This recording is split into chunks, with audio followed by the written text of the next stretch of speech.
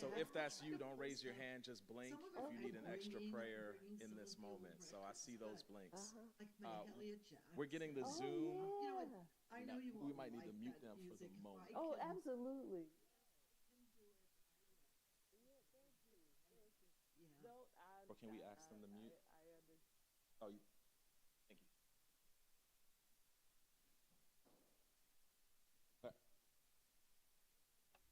Yeah, and yeah, I'll let them know. Thanks so much. So why don't we get started? For those of you who don't know me, and for those of us joining online, my name is Mark Chase. I'm one of the associate rectors here at All Saints Church. My pronouns are he, him, and I'm joined by some incredible people who we'll introduce in just a moment. But why don't we ground ourselves and get started with a word of prayer? Spirit of the living God, we thank you for this space. God, we thank you for this space between us. Would you bless it? Would your Holy Spirit give us wisdom and discernment and even joy in the midst of this brave conversation? God, thank you for those who've joined online. Thank you for those of us who are joining in person. God, be with us this morning. Thank you for the reality that the Yankees still have one more game to play and that the Dodgers are so good, they're going to win 100 games again next year and be right at the precipice once again. So, God, thank you for this space. We pray these things in the name of Jesus. Amen. Amen. All right. Oh, no. Look who I prayed into the room. Wow. I don't think that was bad. They're going to win 100 games again. That was a compliment. So as we get started, before we introduce ourselves here on this panel, we want to let you know that there are some materials on the side here that have our panelists' bios, that have some really, really crucial information for us to continue reading and to reflect on even during this space. So as I mentioned, my name is Mark Chase. I'm one of the rectors here. My pronouns are he, him. And we're joined by some incredible people here this morning. So why don't we all just go around and just introduce ourselves, just say who you are, how long you've been at All Saints, and kind of what brought you to the Racial Justice Advisory Board. Because as a church who is committed to dismantling white supremacy, the Racial Justice Advisory Board is something that has been instituted in order to help us in those efforts, to help us discern what it takes and what are the crucial decisions and what are the sacrifices and what are the strategies to actually help us dismantle white supremacy, not only in our local context and in our national context, but right here at All Saints Church. So the work that the Racial Justice Advisory Board does is crucial towards that end. So why don't y'all just introduce yourselves and just say how you got here to this space. And Bill, you're making really strong eye contact, so we will start with you.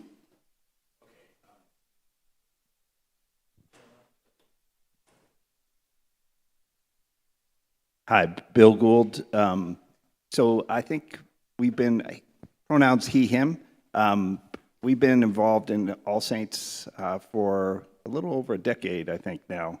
And so got involved in RJAB just this past year, but I have a deep commitment to racial justice. Been involved in many Black student groups, father's African American. My wife over here is a Latina, so we have two children who've been involved in the church, and just really want them to grow up in a world where that's just and that we have good equity going on. And I think as demonstrated by the LA City Council issues, we have a lot of work to do in LA County, in the United States, and in the world. So thanks, Bill. Appreciate you. Good morning. My name is Barbara Andrade Dubranski. My pronouns are she and her.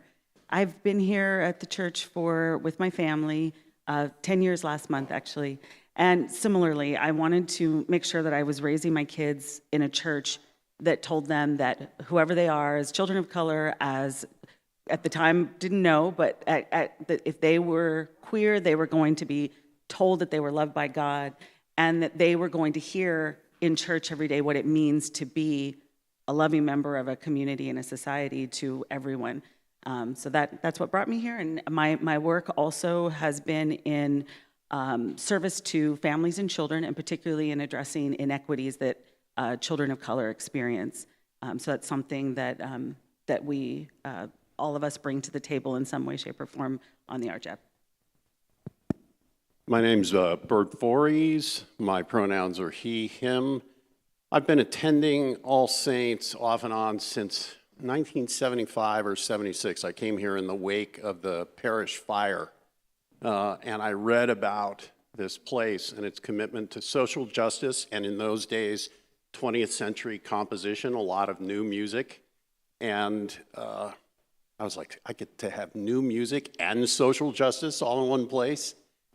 And I came to RJAB at the sort of invitation of Valerie Coachman Moore, and who many of you may know and is not really a member of this community anymore, but she'd known me and that I was a civil rights attorney and doing work around racial justice for a long time, and she thought I could like cause some of the right kind of trouble here. And so I believed in her thinking. And that's what got me here. And she knew that when I was at UCLA Law School, I had worked with Kim Crenshaw, or Kimberly Crenshaw, who many of you may know, and she had a really big impact on me.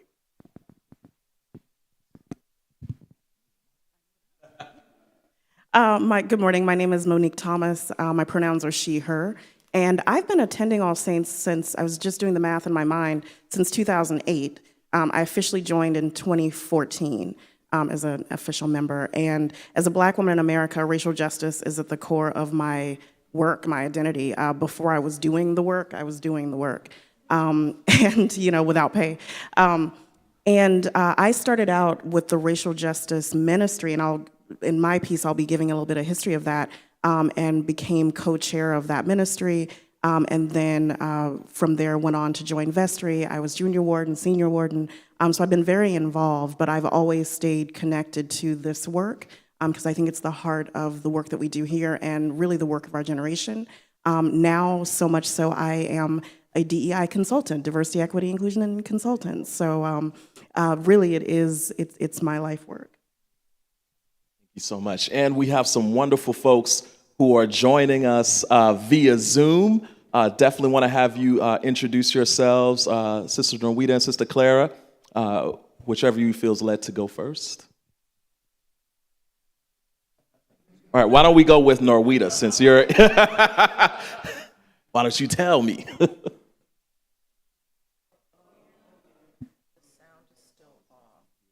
Hold on one second. I will try to look like I know what I'm doing here. Oh, there's a mute button here. If I hit it. Go ahead, Sister Norwita. Good morning, everyone. I hope you can hear me. I am Norwita Milburn. I've been attending All Saints Church since 1999. My family, my daughter grew up in this church, and both my husband and I have been active members of the church. I'm just going to share that my professional work is really an intersection of homelessness, HIV, health disparities, and health equity. So my professional work really does tie into the social justice work that we are trying to do at All Saints. So I have that lifelong commitment. Like Monique, as an African-American woman, a descendant of enslaved people, racial justice has really been the lens and focus for my life. And I think my life experiences, and I try to bring that to the work at All Saints. So I'm also a member of the vestry. So I will stop and let Clara introduce herself. Thank you so much, Norwita. Thank you. I'm Clara Hill Williams, and I have been at All Saints. My husband and I, Steve Williams, we've been at All Saints since 2016, and we call ourselves truck refugees in the sense that we came to All Saints looking for a church that was diverse and All Saints, and that was relevant with the social issues that were confronting us. And All Saints has been all that and more. And I've learned a lot since I've been here. I'm not a stranger to social justice. I'm a PK kid, but my dad's sermons matched Mark's and Mike's sermons, so he was ahead of his time. So he definitely primed me for this work. My life, I'm an attorney for over 35 years. I've been a public defender. I worked with Johnny Cochran during the O.J. Simpson trial. So I've seen a lot of diversity on either side. I've been an attorney with social services. So I've gone the breadth of the different issues that we face. And I'm presently co-facilitator, formerly with Carol Lundberg, and now co-facilitator with Tony Rivera of the Racial Justice Ministry. I've been on the Racial Justice Advisory Board since, I believe, 2018. And I came on anew to what was already started and implemented in the Racial Justice Advisory Board.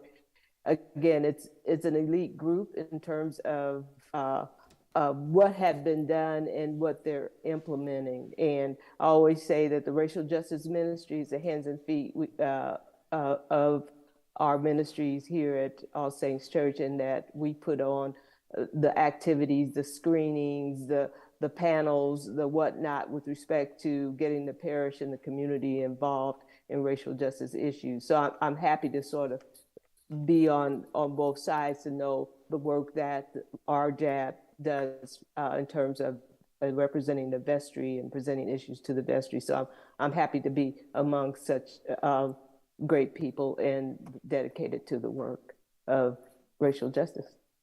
Thank you so much, Sister Clara. Can we just give it up for all of our panelists?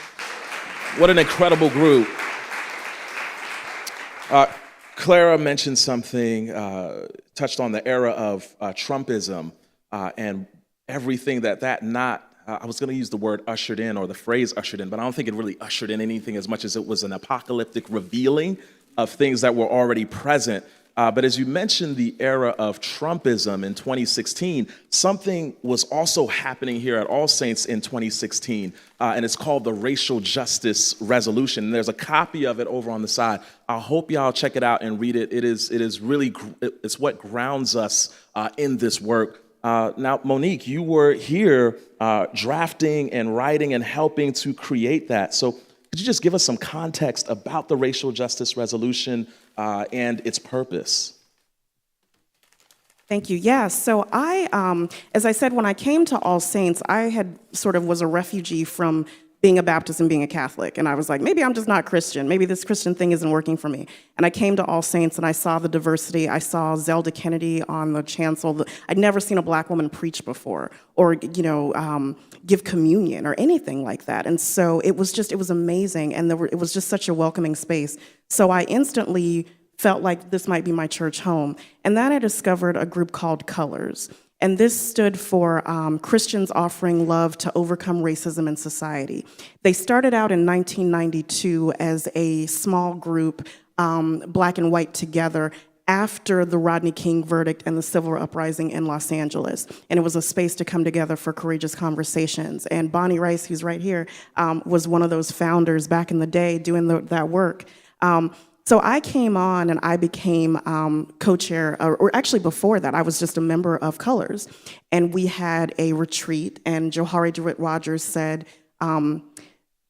prior to that, they had a Lenten book group that was based on Just Mercy by Brian Stevenson. And I don't know if many of you have read that or seen the film. And because of that, they said, there's so much work to be done. I feel like we need a resolution. Do we have a resolution? Something around racial justice. They were so sparked by this book and this work and by the history of activism of All Saints. And so we went to Zelda and we said, do we have a resolution on racial justice? And she said, of course, I'm sure we do. And so she looked and we actually didn't have one. And so Johari DeWitt Rogers said, no, but we need one. So around that time, myself and Edna Trigg had become co-chairs of what was then Colors. And she came to the board and said, we need to have a resolution. So myself, Johari, and Edna Trigg, and Isak Rulas, who was on staff at the time, and working in racial justice. We were the primary authors of that. You've heard names like Valerie Coachman Moore, other folks that were in the community that were also contributors of that as well. And so that started in the winter of 2016. By April of 2016, we had passed the racial justice resolution unanimously by our vestry.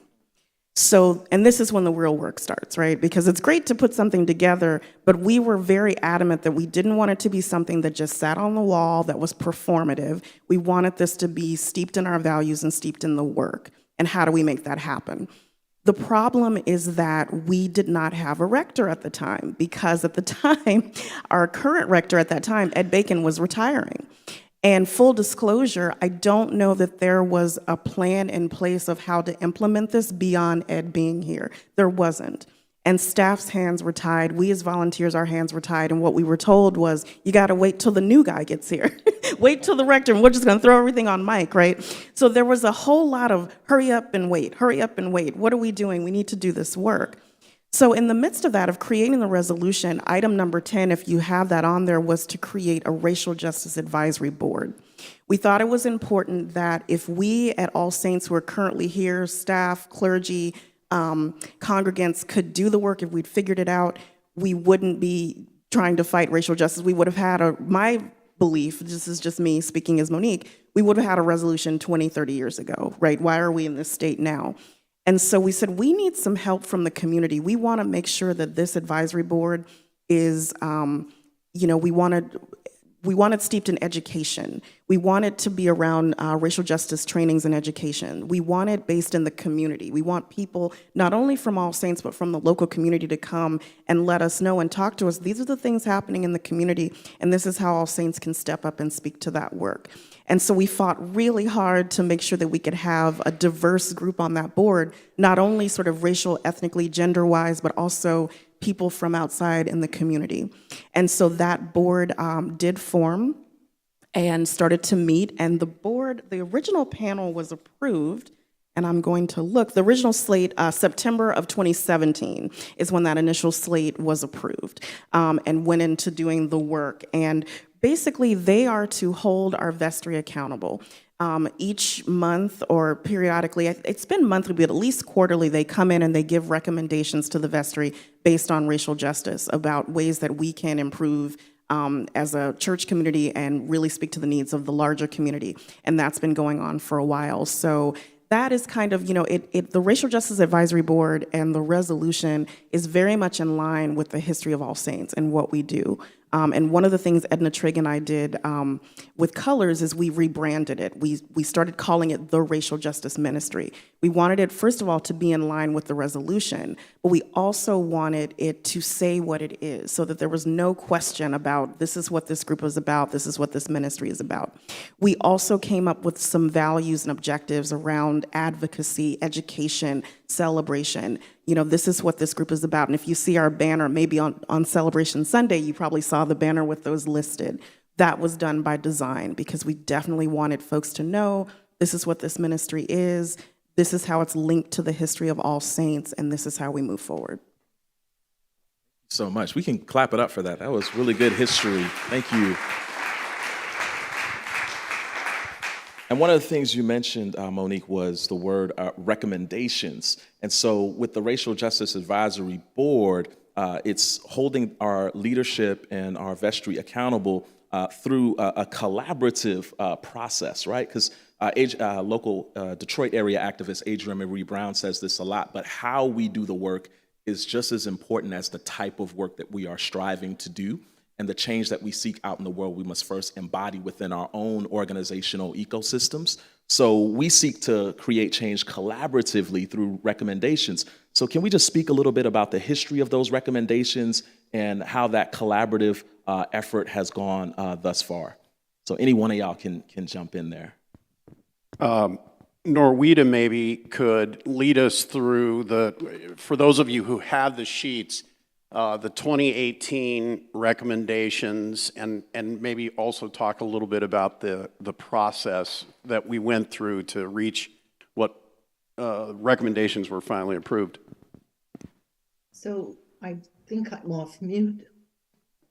So I just want to kind of follow up on what Monique shared about the formation of the Racial Justice Advisory Board. And before I do that, though, I want to provide just a little historical context and why this work is really so important, I think, for our church, but also for our work as Episcopalians. So, full disclosure, I'm sitting in a hotel room in Alexandria, Virginia. I am about 3 blocks from Christ Church, which is the Episcopal church that George Washington attended. The church is about 235 years old.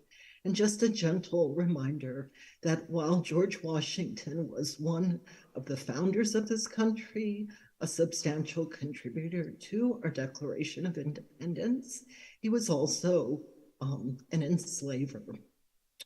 I've also been doing a little driving around the Northern Virginia area. And yesterday I went through Manassas. And just a reminder, Manassas is the site of Bull Run. And one of the first major battles in the Civil War was at Bull Run. And that first battle, the Confederacy was successful. So I'm sharing this with you to say, here I am in one of the original 13 colonies, being reminded pretty much every day that enslavement of people was a major part of our history.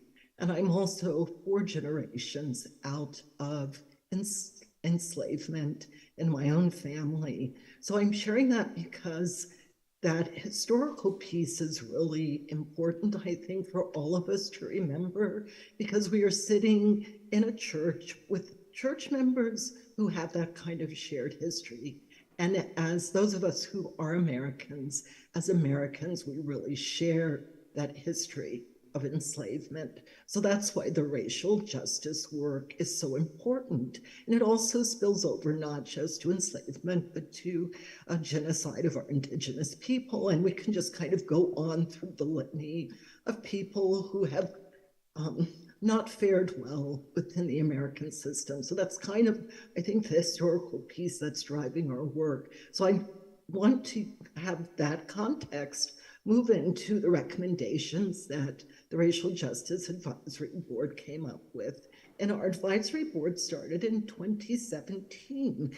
And our first year on the advisory board, and we were a very diverse group, both racially, ethnically, economically. I think in terms of some of our values and perspectives, we spent a considerable amount of time getting to know one another and really being very truthful. There's a lot of truth-telling about how our lives, our experiences, and our values shaped our perspectives, especially around racial and social justice. And so once we had done that work, we actually developed the first set of recommendations that were shared with the vestry in June of 2018.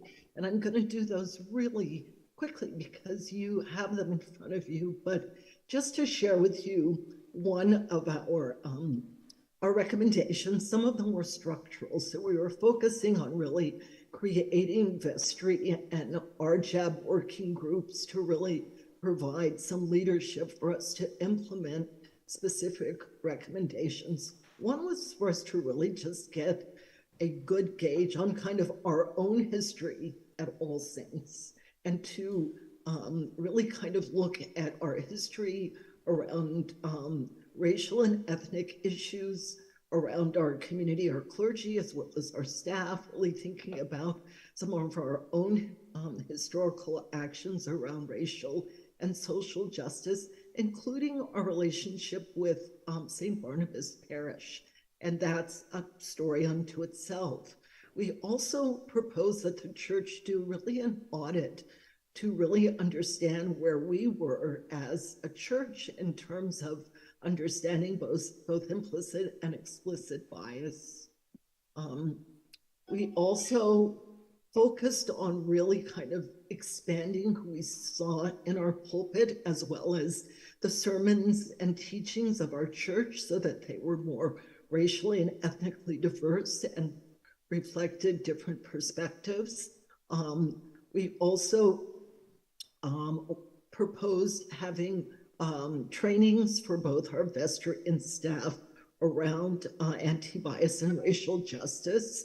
We also had some issues around caregiving and being responsive as church members to family issues among members of our church. So there was, I'm not going to go into detail, but there was an issue that had to be resolved, and it required us bringing in some outside expertise around how to handle family and parenting issues within the broader context of child protective services. And we also recommended really expanding the diversity of our community from the pews to the pulpit, and we've worked some of those recommendations. That recommendation has been implemented.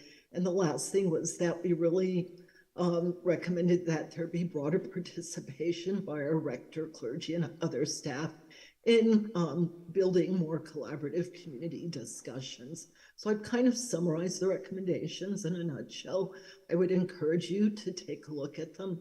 Some of the recommendations have been implemented, others have not been implemented. We've done really a lot of work around the training piece. We've implemented the consultation around child protective services and family issues. We've also begun to expand who we see in our pulpit as well as who we see in our pews. And that's kind of a quick summary of where we are with those 5 recommendations. So Bert, I'm gonna turn it over to you. Okay. Thank you, Norwita. I'm going to look at the recommendations we've made in the last 2 years. White supremacy fundamentally is about power and the maintenance of power. And if you're going to break that down, then you have to restructure power. And so in 2021, we decided to alter who was on vestry and how they did business. Since the vestry, I assume most of you know, but maybe not, is effectively the board of directors of any given Episcopal church. So we said that going forward, every vestry member who was nominated and became a member of the vestry had to have a commitment to eradicating racism, so that would be part of the exploration. Secondly, we advocated the vestry turns over every 4 years. So we advocated that at least 50% of all vestry members that were nominated in any given year would be people from communities which have been historically marginalized by virtue of race or ethnicity. So that means within a 4-year period, and these were adopted in 2021, we've already had a vestry nominated and elected that met those criteria. So in a 4-year period, our vestry will consist at least 50% of people from those communities. Third, we advocated that the vestry would examine how it does business and restructure how it does business and how it takes votes so as to empower voices from those communities.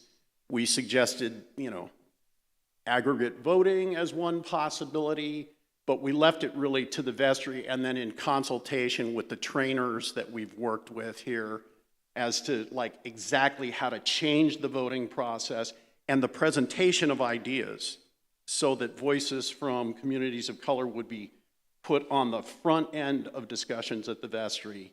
And then finally, we recommended that the vestry every year look at all of the recommendations that have been made to date and identify any impediments to making those recommendations a reality here.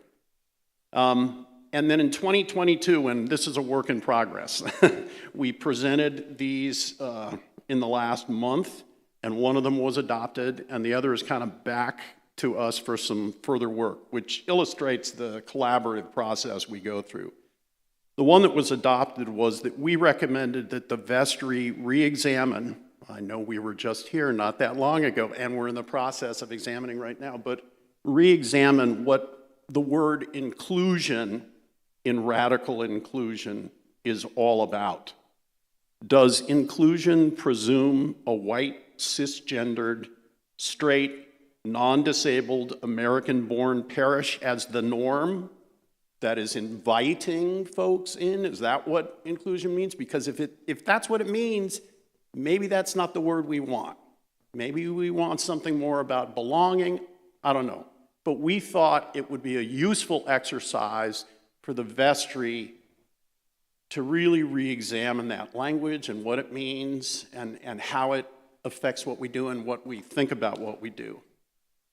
The other recommendation, which was, I think, more controversial and touches on one of the kind of sacred cows here, was that we suggested that the liturgy and music at All Saints be expanded and diversified in a way that would make All Saints a more welcoming community for members of BIPOC communities. Now, I know everyone gets really nervous around the music program here, but yeah, Black and Indigenous people of color. Yeah, so you know, our service looks one way, our church looks one way, you know, and who feels welcome and who doesn't feel welcome, and whose culture is reflected and whose culture is not reflected. So we advocated, and I think the vestry is open to it, but people want to work through what that would mean, how to operationalize it, et cetera, to make our place more welcoming to all sorts of folks.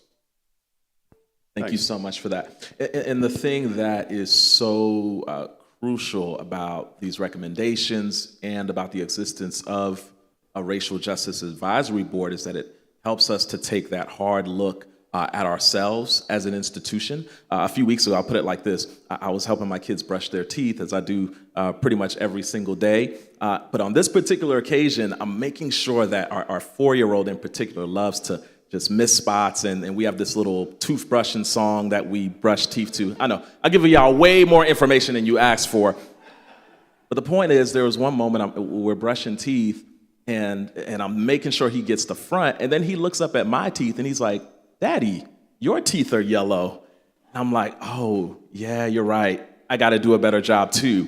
And so it's really easy for us to, or it's easier for us to point out the places and spaces of anti-Black racism and white supremacy and even patriarchy out there, right? In our local context and in our national government. But it's much harder to turn that lens inward and see the stains that exist in our own institution when it comes to white supremacy, anti-Black racism, Eurocentrism, and all of those sorts of things. So that's the importance of these recommendations and the existence of this collaborative partnership between the Racial Justice Advisory Board and the vestry. It's just always so much harder to turn the lens inward and see where things are showing up in our own selves.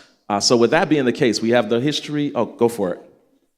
Real quick on that with the recommendations, I don't know how many of you, we're going through our strategic direction work right now, and so some of you probably were a part of those listening sessions. In the listening session questions, there is something about inclusion and belonging and having those deeper conversations, because it is, what does it actually mean to be inclusive? Is it starting with the premise of whiteness and just sort of, as I've described before, as like a Christmas tree, you've got the green tree and you put the ornaments on of diversity? Or is it we all are coming together and co-creating and we're all equal in the space, equitable in the space? And the other part of that around white supremacy, people, bristle when they hear white supremacy. I like the term white supremacy culture. I like the term myth of white supremacy, because white supremacy is not real. It is a myth. And it is based on everyone. I have aspects of white supremacy culture in my being as a Black woman, because as I said, I was born and raised here in America. And I remember growing up and watching, there was something I just saw the other day, there was a actual white supremacist who was being interviewed, and he's so angry because there are all these interracial couples on commercials. And I remember watching commercials where not only did I not see Black people, myself reflected, but I never saw interracial couples. And growing up here in California, it's so diverse. There's so many different ways of family. And so, it's interesting, but that was a part of white supremacy culture of what is American? It is white. What is family? It is a white mother and father with 2.5 children, right? It is not about being a gay person, a queer person, parents of the same gender, of different races. And so when we talk about this deconstruction of white supremacy, it's important not only that we're not talking about what's out there and what's here within the church, but what's within our own hearts. And even those who do not present as white or not white still hold that and still reinforce that in ways that we don't even know. And that's why the training pieces are so important. Thank you so much, Monique. Thank you. Chase, I'm sorry, Yeah. could I just Go for it, Norita. Yeah. jump in to make a very friendly expansion of what you're saying, Monique? And that's really because we're all learning language to describe these. Some of what you're described is really kind of that internalized racism that people of color experience, where we are in a broader culture where we are not valued, and when you share those things like not seeing images of yourself growing up on TV, and we tend to internalize that and devalue ourselves. So that's really another, I think, aspect of how white supremacy culture does, it's harmful. It's kind of harmful to all of us. And so I'm really glad that you brought that up, Monique. Thank you, Norita. And it's so insidious, and it also shows up in a really gendered way as well. Because Monique, you brought up those commercials there are a lot of interracial commercials with Black people in them. But one of the things that I've heard consistently from Black women is those interracial commercials always feature a Black man with another woman of color or a white woman. So even as Black women, they're experiencing white supremacy culture in their complete erasure, because this stuff is also multi-layered as it is also gendered, right? So Bill, I'm gonna look at you. Help us. So we got the Racial Justice Resolution, the Racial Justice Advisory Board, and now we're at the place of making these recommendations in a collaborative way. What are some of the next steps as we go forward from here? Yeah, I think we really need to look at implementation. We need to think through, new goals. We'd like to hear from, everybody at All Saints as to your ideas of, thoughts for additional recommendations and or ways of implementing, our existing recommendations. So, we're one thought that we are working on right now, and it is not a finalized recommendation, but, the LA County came out with a proclamation, basically to look at its contracting so that it will have a racial justice lens in its contracting. And so they have come out as a county, Holly Mitchell and I think it was Hilda Solis, the two of them led this proclamation. So the county is now looking at all of its contracts. So we're thinking maybe at All Saints, that's something we might be able to look at, to recycle money into Black and brown communities as we're contracting, because we know that All Saints has a lot of business it's doing. So that's a recommendation that's percolating, and we would like to, have that thought about. And we know that, I was the head of, Barbara and I worked at First 5 LA, and I was head of a diversity and equity inclusion committee there. And we knew always that committee, we are not the DEI police. We can't do it all. So I think these concepts of racial justice, our job is a mechanism, but we know that many committees, many members of the church, this has to live in many corners of All Saints. And so we're hopeful that these recommendations can permeate all of our work, all of our ideas that we have in terms of moving forward. So, if you can help us, really think through how to make these things real and actionable and actually really be implemented. That's, I think, what is really, really important to us. So those are a couple of thoughts that I have there.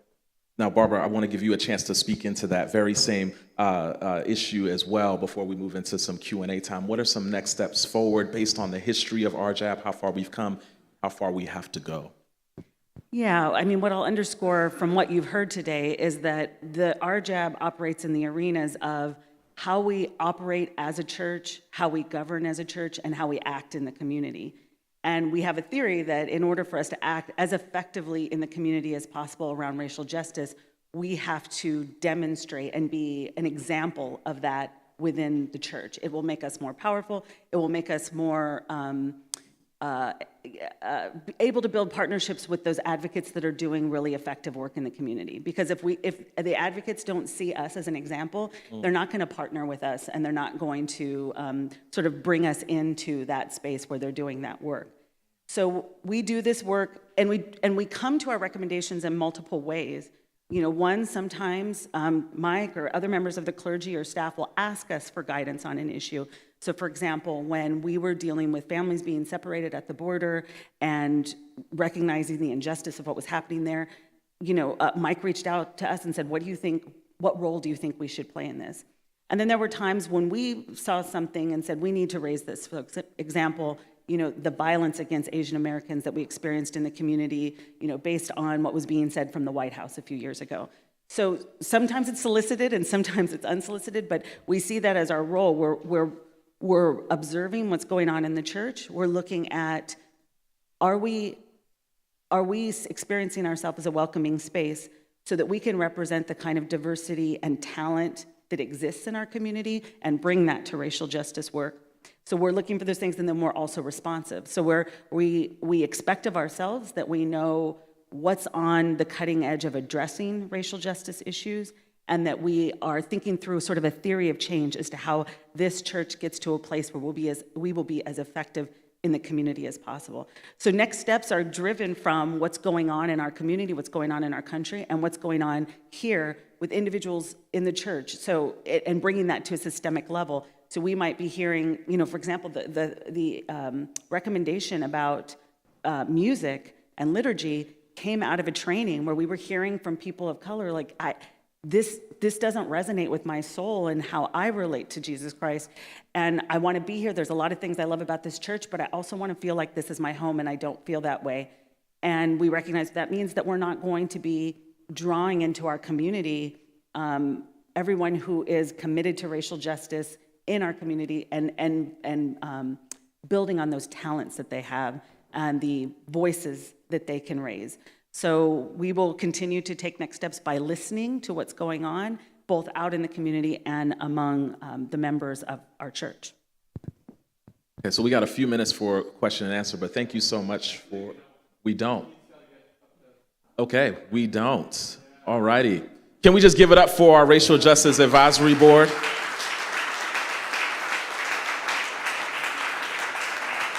Thank y'all. Thank you so much, Nawita and Clara, for joining us online. And something that you said, Barbara, that I want to just give as a takeaway for all of us, as Barbara was mentioning, just activists and folks in the community, period, if they don't see us modeling the change that we're advocating for out in the world, they will not see All Saints Church as a safe place. And that is so crucial to our future and to our present. The work out there is really the work in here. Right? James Baldwin says the trouble that we are in is greater than we imagine because the trouble is in us. Right? And so as we do the internal work and have these conversations and reorient ourselves to power and change power dynamics and how we make decisions, that will inform the work we do out in the community and even out in this world. So that is our charge, to love one another and to model the change we seek to see. So give it up for yourselves for being here. God bless. Please engage with our RJAB members and the materials over here on the side. Thank you. We're welcome to do